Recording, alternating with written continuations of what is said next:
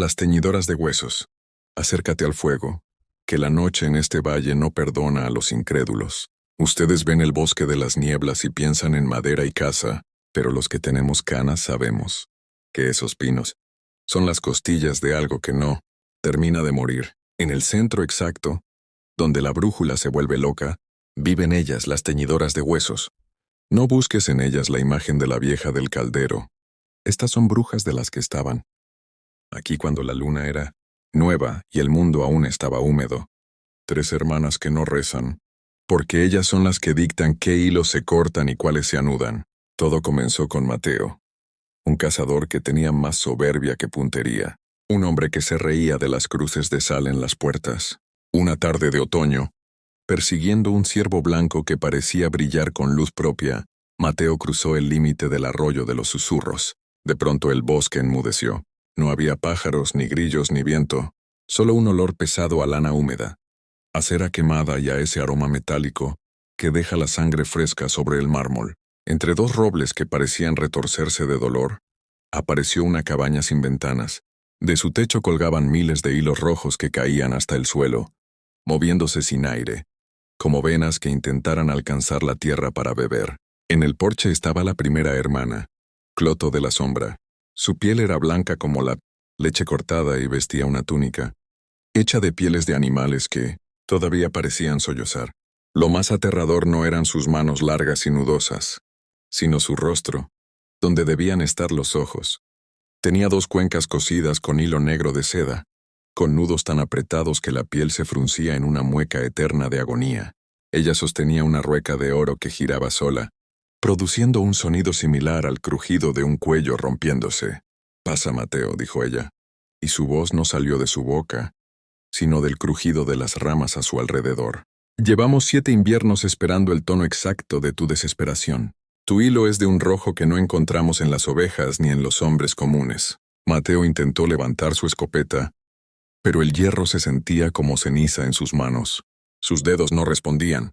Los miró y vio con horror que hilos invisibles, finos como la tela de una araña, pero fuertes como el acero, estaban cosidos directamente a sus articulaciones, tirando de él hacia la oscuridad de la cabaña. Al cruzar el umbral, Mateo dejó de sentir el peso de su propio cuerpo. Dentro la cabaña era un espacio que desafiaba la razón.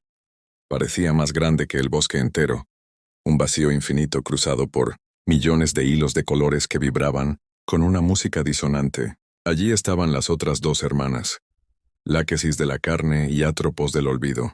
Láquesis, sentada frente a un telar colosal hecho con fémures humanos pulidos, pasaba una lanzadera de obsidiana de un lado a otro con una velocidad que hería la vista. Atropos, la más pequeña y encorvada, sostenía unas tijeras de plata que no cortaban tela, sino los gritos de aquellos que ya habían sido procesados. Mateo miró hacia arriba y soltó un alarido que se quedó atrapado en su garganta. Del techo pendían cientos de capullos de hilo gris, del tamaño de un hombre. En su interior, las víctimas desaparecidas del pueblo estaban suspendidas en un sueño eterno. Sus pechos subían y bajaban con una lentitud agónica, y de sus bocas abiertas brotaba un hilo continuo, plateado y brillante. Su esencia, su alma, que las brujas enrollaban en carretes de madera de tejo. No los mataban para comer su carne, los mantenían vivos para cosechar sus destinos. Cada nudo es una traición, cada puntada es un dolor. Canturreaba Láquesis mientras sus dedos largos bailaban sobre el tejido. «Estamos tejiendo el manto de la noche eterna, Mateo. Cuando la tela esté terminada y cubra el sol, el mundo será un telar ciego donde solo nosotras veremos el camino». La bruja se acercó a él y, con una aguja de hueso de santo, empezó a coser la sombra de Mateo al suelo. El frío que sintió fue absoluto. Era como si le estuvieran succionando el calor de todos los veranos que había vivido. Empezó a ver su propia vida proyectarse en la tela que se formaba en el telar. Vio el rostro de su madre, el primer beso a su esposa, el nacimiento de su hijo, y vio cómo la lanzadera de las brujas pasaba por encima de esos recuerdos, convirtiéndolos en patrones geométricos de color rojo oscuro. Con cada pasada del telar, Mateo sentía que su mente se vaciaba. El nombre de su perro se esfumó, luego el camino de regreso a casa, y finalmente el calor de su propio nombre. Se estaba convirtiendo en material, en fibra bruta para la gran obra de las teñidoras. Sus piernas empezaron a alargarse y a endurecerse, fundiéndose con la estructura de madera del telar hasta que ya no pudo distinguir dónde terminaba su piel y dónde empezaba la madera podrida de la cabaña. Pasaron días o siglos. El tiempo en la cabaña no se mide con relojes, sino con el agotamiento de las almas. Mateo era ahora parte de la máquina. Sus nervios servían de tensión para los hilos rojos, y cada vez que las brujas apretaban el tejido, él sentía un tirón eléctrico que le hacía desear la muerte, una muerte que ellas no le permitirían. Sin embargo, en un rincón oscuro de lo que quedaba de su conciencia, Mateo guardaba un nudo que las brujas habían pasado por alto, un recuerdo de puro odio hacia lo que le estaban haciendo. El odio es un hilo difícil de teñir y casi imposible de romper. Láquesis se confió. Al intentar tejer ese fragmento de odio en el manto, la lanzadera se trabó. Por un breve instante, el ritmo perfecto del telar se rompió. Las tres hermanas soltaron un chillido que hizo que los árboles de fuera se secaran al instante. Mateo, usando el último gramo de voluntad humana que le quedaba, forzó su brazo de madera para alcanzar las tijeras de plata que Atropos había dejado descuidadamente sobre una pila de cabellos humanos. Sus dedos, que ya eran más ramas que carne, se cerraron sobre el metal frío con una fuerza nacida de la desesperación. «¡No, el tejido está incompleto!», y gritaron las brujas lanzándose sobre él con sus garras de porcelana. Pero Mateo no buscaba matarlas. Sabía que ellas eran eternas, pero su obra no. Con un movimiento desesperado, hundió las tijeras en el hilo maestro, una cuerda dorada que bajaba desde lo más alto del vacío y que sostenía toda la estructura, del telar y la vida del bosque mismo. Al cortarse el hilo, el sonido fue como si el cielo se rasgara de arriba abajo. El manto de la noche eterna empezó a desteñirse, soltando chorros de una sustancia negra y pegajosa, que quemaba como el ácido. Los capullos del techo estallaron, liberando a los cautivos, pero al no tener ya alma ni recuerdos que los sostuvieran, sus cuerpos se deshicieron en polvo blanco antes de tocar el suelo. La cabaña empezó a implosionar. Las paredes de hilo se convirtieron en fuego azul que consumía la memoria de todo lo que tocaba. Las brujas, al ver su obra destruida, se transformaron en cuervos de 3 ojos y huyeron hacia las nubes, jurando que cada hilo cortado sería pagado con la sangre de los descendientes de Mateo. Cuando el sol de la mañana logró romper la niebla, Mateo se encontró tendido en el lodo, justo al borde del arroyo de los susurros. No había rastro de la cabaña, ni de los hilos rojos, solo un círculo de tierra quemada donde nada volvería a crecer en 1000 años. Se levantó con dificultad. Su cuerpo estaba lleno de cicatrices finas, como si hubiera sido cosido y descosido 1000 veces. Sus manos seguían teniendo ese tinte pálido de la madera muerta y, al caminar, sus articulaciones hacían un ruido seco, como el de una marioneta vieja. Corrió hacia el pueblo buscando el calor de su hogar, pero el mundo que encontró no era el que recordaba. Al llegar a su casa, vio a una mujer anciana sentada en el porche. Era su esposa, pero para ella habían pasado 50 años, mientras que para él solo habían sido unas horas de agonía en el telar. Cuando intentó hablarle, de su boca solo salió un silbido hueco, como el viento pasando por un ojal. Ella lo miró con lástima, como se mira a un mendigo loco, y le cerró la puerta en la cara.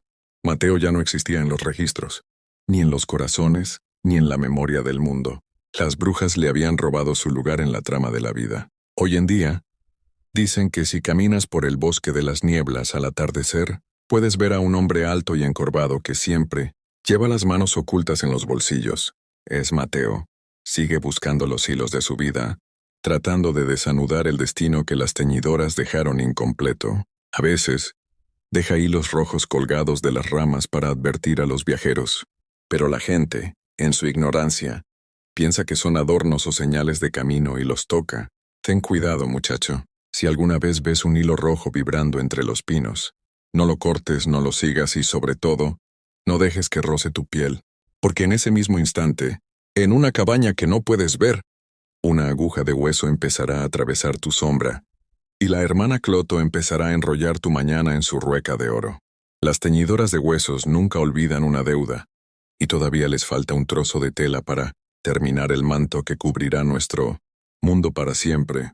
Y Mateo sigue allí, siendo el nudo que nos recuerda que todos somos Al final, solo hilo en manos de algo que no tiene piedad. Los plateros del inframundo. Hay una parte del bosque de los helechos donde el sol nunca toca el suelo, un rincón que los animales evitan y donde el agua de los arroyos corre negra como el petróleo. Allí es donde viven ellos. No los llames duendecillos. Si no quieres que te arranquen la lengua para usarla de cuero, llámalos los cobradores. Son criaturas hechas de barro seco y envidia, seres que fueron humanos hace eones pero que se pudrieron por dentro buscando tesoros que no les pertenecían. La historia cuenta que un joven llamado Julián, que trabajaba en las minas y tenía más deudas que esperanzas, escuchó un tintineo mientras regresaba a casa una noche de luna nueva. En mitad del sendero, bajo un helecho que goteaba una savia espesa, vio una moneda de plata tan pura que parecía emitir su propia luz. Julián, cegado por la necesidad, la recogió. En ese instante la moneda le quemó la palma de la mano, pegándose a su piel como si tuviera vida propia. Intentó soltarla, pero la plata se fundió con su carne. Y del bosque surgió una risa que sonaba como piedras chocando dentro de un pozo. De entre las raíces empezaron a salir ellos. No medían más de 1 metro, pero sus cuerpos eran macizos, cubiertos de pústulas que brillaban con polvo de oro. Sus ojos eran pepitas de pirita, fríos y sin pupilas, y sus bocas estaban llenas de dientes de hierro oxidado. Llevaban martillos pesados y cinceles hechos con dientes de dragón. Uno de ellos, el que parecía el líder, se acercó a Julián cojeando. Sus dedos eran largos y terminaban en garras de bronce. «Has aceptado el pago, minero», siseó el duende, y su aliento olía a azufre y a tumba abierta. «Ahora el contrato está firmado. Nos debes 100 años de trabajo en las fraguas de la raíz». Unas manos invisibles agarraron a Julián por los tobillos y lo arrastraron hacia un agujero que se abrió bajo un sauce llorón, mientras el bosque se cerraba tras él como una lápida. Julián cayó durante lo que parecieron horas hasta aterrizar en una caverna inmensa que latía con un calor rojizo. No era una cueva natural, era una ciudad mecánica, una pesadilla de engranajes de piedra y calderos de cobre del tamaño de iglesias. Miles de duendes trabajaban sin descanso, golpeando yunques que no estaban hechos de metal, sino de los cráneos de aquellos que habían intentado robarles antes. El ruido era ensordecedor, un martilleo constante que marcaba el ritmo de los latidos de la tierra. Allí descubrió la horrible verdad. Los duendes no buscaban oro para ser ricos, lo buscaban para reemplazar sus propios órganos. Vio duendes con pulmones de fuelle de cuero humano, otros con corazones de relojería, de plata y algunos cuyos ojos habían sido sustituidos por rubíes que sangraban luz. Julián fue encadenado a una veta de metal oscuro llamado hierro de sangre. Su tarea era picar la roca hasta que sus manos sangraran, pues ese metal solo se ablandaba cuando se mojaba con la vitalidad de un ser vivo. «Si dejas de picar, te convertiremos en carbón», le advirtió un duende que tenía media cara reemplazada por una placa de estaño. Julián vio a otros hombres allí, o lo que quedaba de ellos. Eran sombras grises, casi transparentes, cuyos cuerpos habían sido vaciados de toda humanidad para alimentar las fraguas. Cada vez que Julián lograba extraer un trozo de metal, los duendes lo fundían y creaban nuevas monedas brillantes que luego subían a la superficie para engañar a otros incautos. Eran los pescadores del inframundo, y sus monedas eran los anzuelos. Con el paso de los meses, Julián empezó a notar que su propia piel se volvía gris y dura, y que sus uñas caían para dejar paso a garras de metal. Su humanidad estaba siendo extraída, gota a gota, para acuñar la plata que los duendes tanto amaban. El tiempo en las minas de los duendes es un círculo vicioso. Julián ya no recordaba el azul del cielo ni el olor de la lluvia. Solo conocía el sabor del polvo de piedra y el calor asfixiante del horno. Pero un día, mientras picaba en una zona profunda que los duendes evitaban, encontró algo que no era metal. Era el esqueleto de un antiguo rey, enterrado con una corona de un material que no brillaba, sino que absorbía la luz. Era oro muerto, una sustancia prohibida incluso para las criaturas del inframundo, pues tenía el poder de deshacer cualquier encantamiento. Julián supo que esa era su única salida. Escondió un trozo del oro muerto bajo su lengua, soportando el sabor a ceniza y olvido. Cuando el capataz de los duendes se acercó para golpearlo con su látigo de alambre, Julián escupió el metal negro sobre el yunque principal de la caverna. El efecto fue instantáneo y catastrófico. El oro muerto actuó como un veneno para la maquinaria mágica de los duendes. Los engranajes empezaron a girar en sentido contrario. Los calderos de cobre estallaron, inundando la cueva, con metal líquido, y los corazones de relojería de los duendes se detuvieron en seco. Los gritos de las criaturas eran como el chirrido de metal oxidado.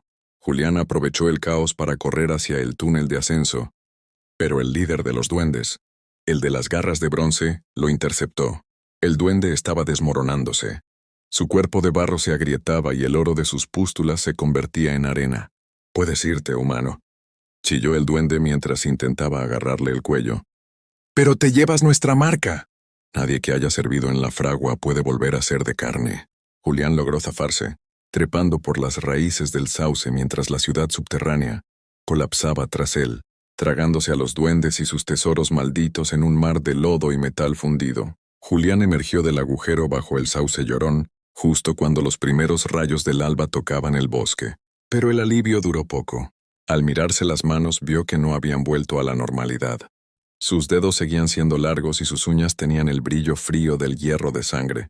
Cuando intentó llorar de alegría, de sus ojos no salieron lágrimas, sino pequeñas pepitas de plata que tintineaban al caer sobre las hojas secas. Había escapado de la mina, pero ya no era un hombre. Regresó a su pueblo, pero se mantuvo en las sombras. Vio a su familia desde lejos y se dio cuenta de que para ellos solo habían pasado unos días, aunque él sentía que había envejecido un siglo en la oscuridad. No podía acercarse. Su simple presencia hacía que las flores se marchitaran y que la leche se cortara. La maldición de los duendes era que ahora él mismo era un imán para la desgracia. Cada paso que daba dejaba un rastro de polvo metálico que envenenaba la tierra. Hoy en día, Julián vive en las cuevas más altas de la montaña, oculto de la vista de todos. Se dice que se convirtió en el guardián del bosque, pero no por bondad, sino por hambre. Como su cuerpo ahora necesita metal para no desmoronarse, se dedica a recoger cada moneda, cada anillo y cada objeto brillante que los viajeros pierden, para que nadie más caiga en la trampa de los duendes que aún quedan escondidos bajo tierra. Así que si alguna vez vas por el bosque de los helechos y ves algo que brilla intensamente en el lodo, no seas necio, no lo toques. No es una moneda de la suerte, es un contrato. Y si escuchas un tintineo metálico que parece venir de debajo de tus pies, corre sin mirar atrás, porque Julián puede que no te atrape. Pero los plateros del inframundo siempre están acuñando nueva plata, y siempre necesitan nuevas manos para golpear sus yunques de hueso. La codicia es un hilo que los duendes saben tejer muy bien, y una vez que te enganchan, el único metal que conocerás será el de tus propias cadenas.